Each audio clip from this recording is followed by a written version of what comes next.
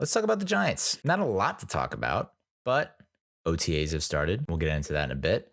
But there are three news items that I thought kept popping up on my timeline that I thought I would address.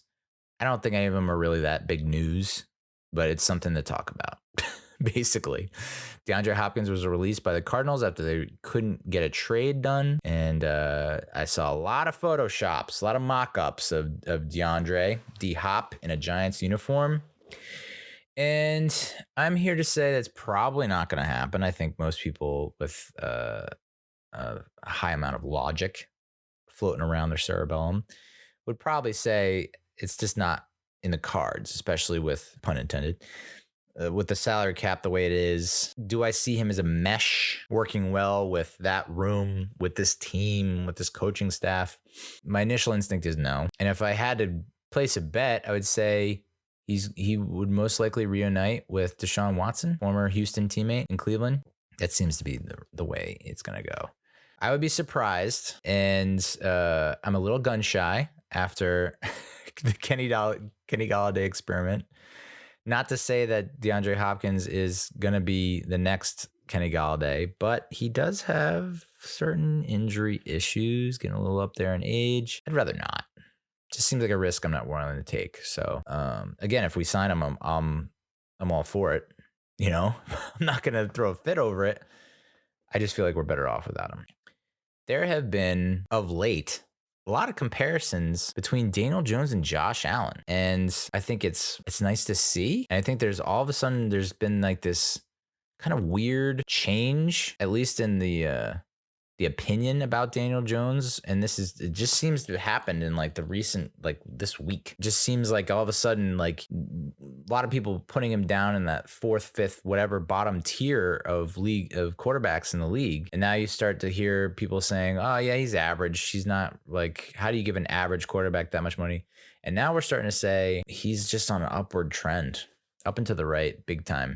And could he be a top 10 quarterback? Yeah, I think so. You know, there are a lot of, numbers never lie, but they can tell an interesting story. And the numbers that people are putting out there, comparing him to Josh Allen and Jalen Hurts, are interesting. It's like, okay, I see. This is the fun part about numbers. We can manipulate them and say, see, he is on their level. And he doesn't have this supporting cast that Josh Allen, Jalen Hurts has. Is he...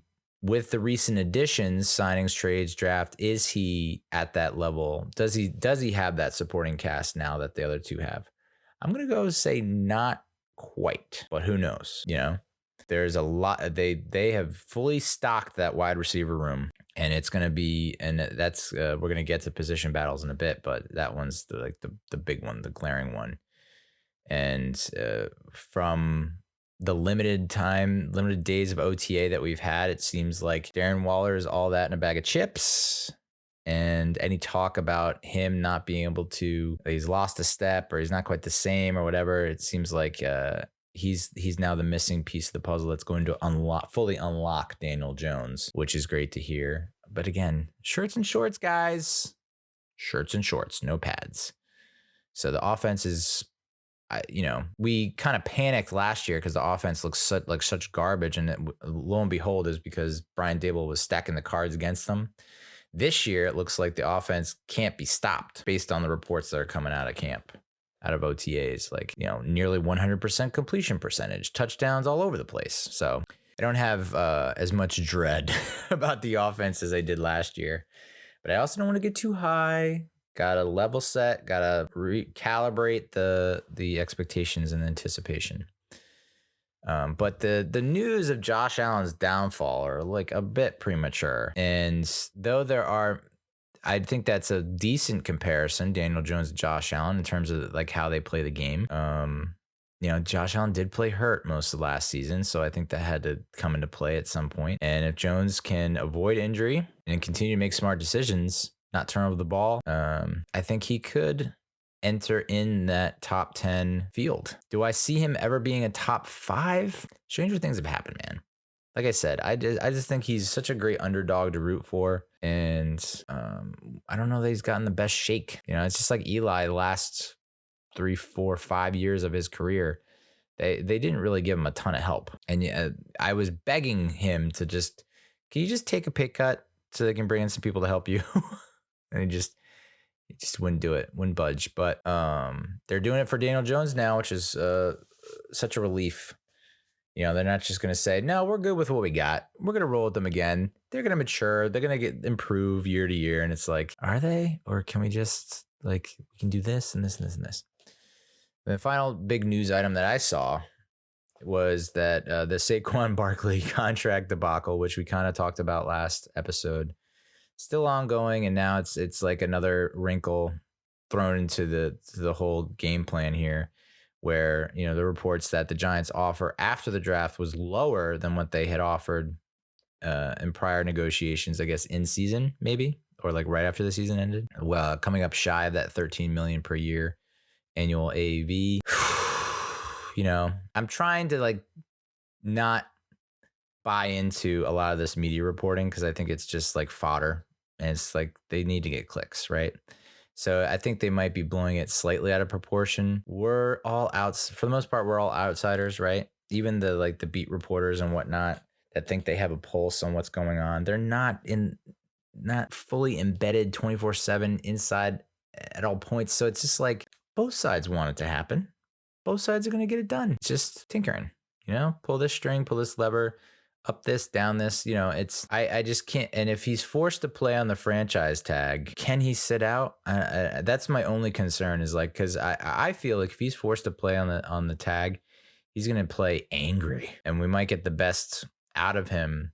And but I'm curious to see, even if he were to put up another top 3, top 5 performance at the running back position in 2023, how much that adds to his asking price. I just don't, so and then to know that he could get tagged again in 2024, which is kind of crazy.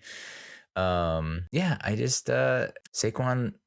is friends with DJ. They make such a great duo. He's got a lot of good friends on the team. It doesn't seem like he's personally sour about his time with the Giants. And believe me, as I mentioned in that opening game against the Titans, he has plenty to be sour about. The fact that they never really fully remedied and fixed the offensive line is a slap in the face to both Daniel Jones and Saquon Barkley. And I was just furious that it felt like talk about overreacting. It felt like if that game continued to go as it was going and we lost by a touchdown or two, it's like I wouldn't be mad at Saquon if he demanded a trade or if he wanted to get the hell out of Dodge. But what a difference a year makes, what a difference a season makes, because I think that after seeing what he was able to achieve with this coaching staff and this front office, it's like sky's the limit and it feels like this is a good thing and I need to stick with it and could really establish and build a strong legacy here, So I don't feel that worried. I really don't, and they asked Dable, what do you think? How are you preparing for this? And what if this happens? What is this? And Dable had a pretty, safe, conservative answer, which is very applicable to my mindset right now. But you deal with what's in front of you, right? We are game planning and scheming, and we're acting as if Saquon's not on the team because he's not under contract. He's not suiting up. He's not on the field. So that's how we're approaching the day-to-day and play-by-play. Once he signs and comes back, then we move forward with that plan. So pretty even keel, but I don't see us, I don't know. I don't see us winning a ton of games without him. I think we can be competitive, but I just don't see, he's just a game changer. Huge, big time playmaker, and I don't know that he can make up for his loss. And I know people will point to that Packers game where he was out for the series and we went 90 some odd yards without him. And Kafka was, some of the most creative play calling I've ever seen with guys that weren't on the roster, come week 1. And Daniel Jones really playing above and beyond to make up for Saquon's loss. That's one drive. I don't know that you can do that for 7 to 10 drives per game for 17 games in a season. So as much as a lot of people devalue the running back position, say it's so not worth it. He's not Miles Sanders, and he's not some of these other running backs that are not getting the money that we all thought they would in free agency. I believe there is a team out there that would be willing. I take that back. I don't know if there are teams, considering what the Browns did with Chubb, the Titans did with Henry, the Vikings did with Cook, the Packers did with Jones. So it just feels like this is a pretty good relationship. Let's keep it going. Let's not get too out of sorts, right? Maintain your emotions. It's just work through it. So that's the Saquon contract saga. We can take a look at the top position battles during OTAs. I don't know that they're much of battles. I briefly hinted at the wide receiver battles. I think that's going to be the most intriguing from this list. I think there's a lot of guys in the mix. You have Colin Johnson coming back from injury, Wan'Dale Robinson coming back from injury, Sterling Shepard coming back from injury. So, and I think that's a major reason why they didn't want to completely give up on those guys, but they're also like, let's get some insurance. And they did that with Paris Campbell, Jamison Crowder. Was it Kevin Smith? No, Justin Smith, Jeff Smith. So, and they also have this undrafted free agent who a lot of people are high on, Bryce Wheaton, I think his name is, and Hodgson Slayton. I mean, I feel good about the wide receiver room, and it's a matter of, there's concern that we might have too many slot guys. Jalen Hyatt is also technically lined up a lot in the slot at Tennessee. I think there's been some buzz or word about Hyatt not being struggling to adapt to the NFL because he ran a limited route tree, and there was a lot of off coverage, not a lot of press coverage. So how's he going to do against press coverage? What's it going to do with an expanded route tree? You can't teach speed. That's all I'm going to say. I think that's just, it's I don't really fully expect him to go off for 1,000 yards and have 10, 15 receiving touchdowns and average 16, 20 yards a catch. But I do see him developing into a pretty good number 2 and number 3. I really do. And you might say, well, that's not what we want, but I think having Darius Slayton and Jalen Hyatt on the field at the same time, dude, make sure you have the fire department on speed dial, bro. They're going to set the field on fire.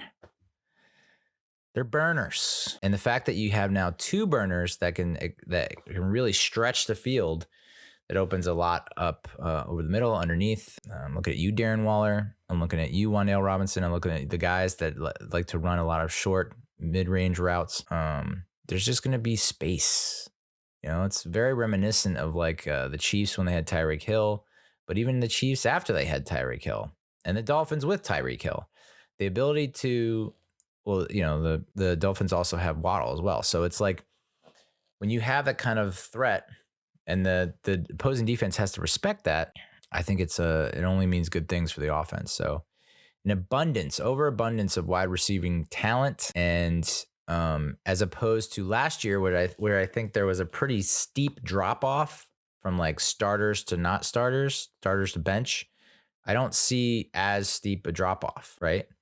And considering that we were still able to put up, obviously there are games where we just completely struggled against some of the top defenses, but the fact that we're able to produce with some of the talent like we did against Green Bay, where we don't have a lot of the guys that usually are starting and getting the majority of the snaps, to be able to compete with that level of talent. Now we have 3 notches above that in terms of what we're putting on the field. So it's we have a plan A, and we have a plan B, and a plan C.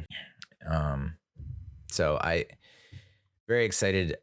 I'm trying to temper how excited I am about this offense. I know the defense is going to come and bring it. I just know that the defense is going to be, I'm not going to say leaps and bounds, but it's going to be as good as and definitely better than they were last season. And last season they were, I think most people would say they were a fairly pleasant surprise. I don't know that a lot of people were expecting Martindale to just come in and magically turn them around from being among the league's worst to, a formidable defense. So that's why it's like these people crying about the schedule, dude. 8 and 9, I just don't see it. So that's the biggest position battle in my mind. The next one is running back 2. This is, basically if Saquon's unable to go for whatever reason, you do have Matt Breida back, you have Gary Brightwell, and you have Eric Gray. And the consensus, I guess, is that Eric Gray is going to beat out Gary Brightwell, which is, I don't know. I don't feel great about it. I mean, I don't know that Brightwell's that bad. But I am pretty pumped to see what Eric Gray can do. I think there's been some talk from like NFL executives and coaches that they could take it or leave it. Eric Gray in the round, the pick that the Giants selected him, and that maybe what stands out to us about Eric Gray is pass catching abilities, pass protection. I just love the way he runs. He's just like a friggin' pinball. Next position battle, inside linebacker 2. So who's going to play next to Bobby Okereke? And I'm kind of pulling for Darian Beavers because I know he was having a pretty decent camp last season and was in line to be the starting linebacker. And then obviously went down with the ACL, I believe it was. So he's coming back from injury. I don't know that I could very easily see it as like he's not the starter next to Okereke when the season opens, but he's going to get there. He's eventually going to be the guy. Next up would be cornerback 2 position. Somehow people think that Deonte Banks is not going to be the day one starter. I don't know why, but there is a decent amount of competition there, right? Cordell Flott played a lot on the outside out of necessity, really, due to injury. Fabian Moreau, obviously in the mix. I don't know if Aaron Robinson is still in consideration. I think there's like 1 or 2 other guys.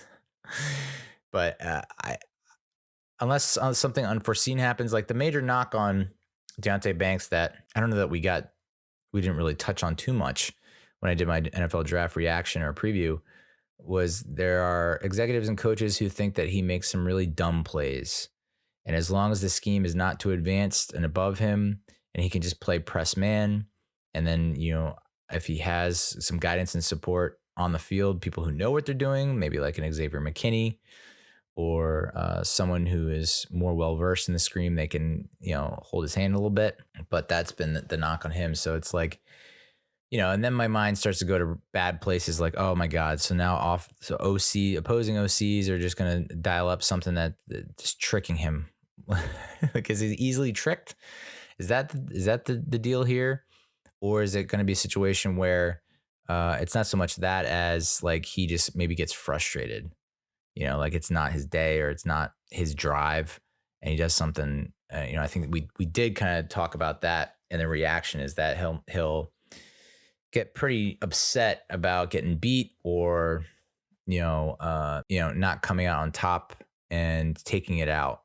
And that's when the flags fly. So, hey, listen, he's a rookie. He's going to make rookie mistakes. We have to live with that. But I have to believe that we're not getting DeAndre Baker 2.0. I really don't think that's the case, even though they have the same initials and it sounds similar. DeAndre Baker, please God, we can't have another instance of that. So, but man, I mean, I've been craving a press man guy to be a lockdown. That would be huge. That'd be so huge. So yeah, I can see him. I don't see him getting burnt too much. I think we did see DeAndre Baker in his rookie season getting toasted and roasted. And I don't know that Banks lets that happen too often. It seems like if he does get beat, he has the ability to catch up and close the gap and make a play. So it's cornerback 2.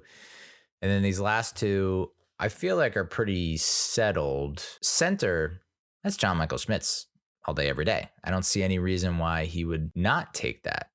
I think the article I saw in The Athletic asking for honest opinions from the NFL executive, NFL coach, was saying that despite that he was better than Tippmann, even though Tippmann was taken 14 picks earlier by the Jets, and although Tippmann is more athletic, John Michael Schmitz is a better football player. And that's all I care about, dude. I don't care if you win the strongman competition or the Eliminator on American Gladiators. Like, just can you play good football?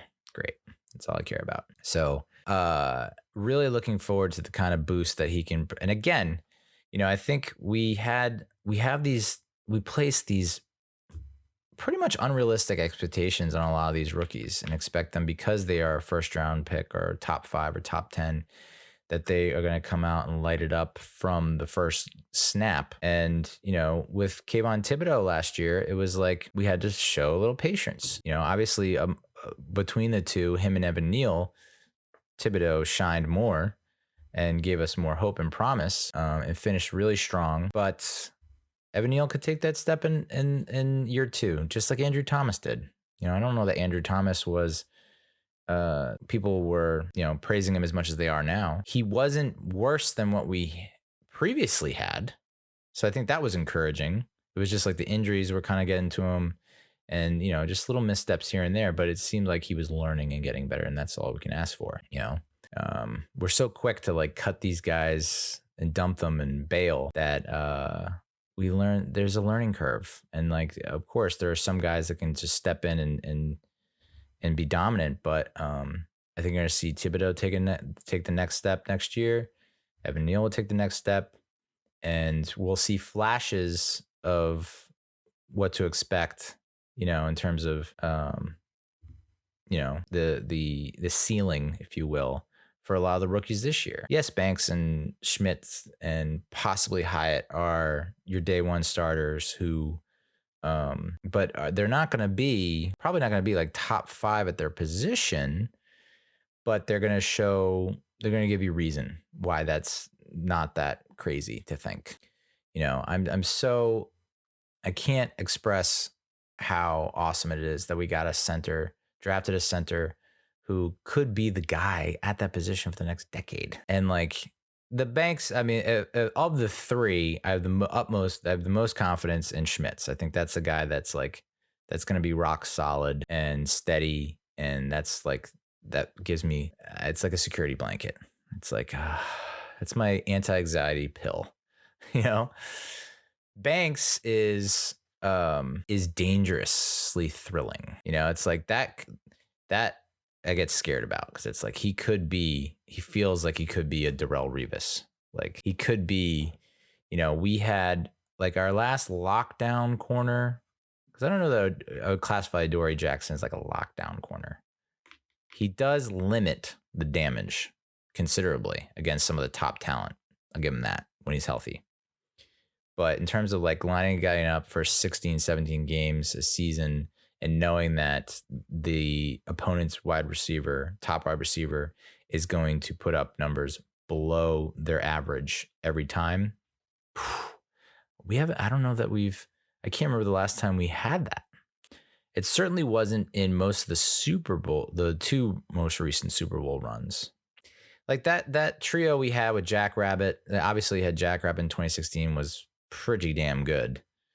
DRC was decent, but again, there was some games where it's like, where are you guys? And so that defensive back, the DB room in 2016 was pretty cool, even with Eli Apple being whatever.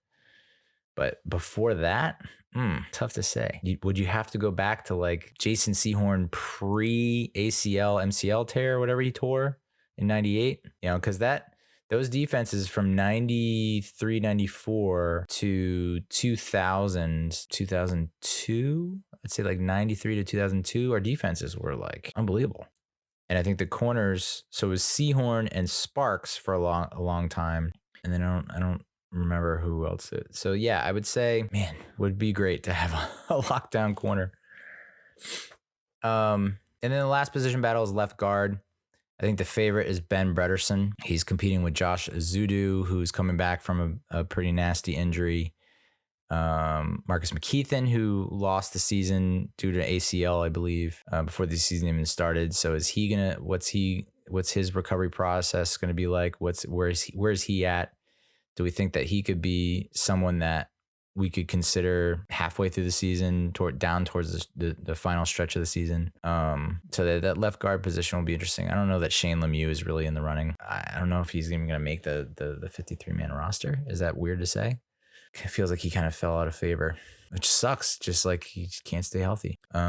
So yeah, those are the position battles to look out for.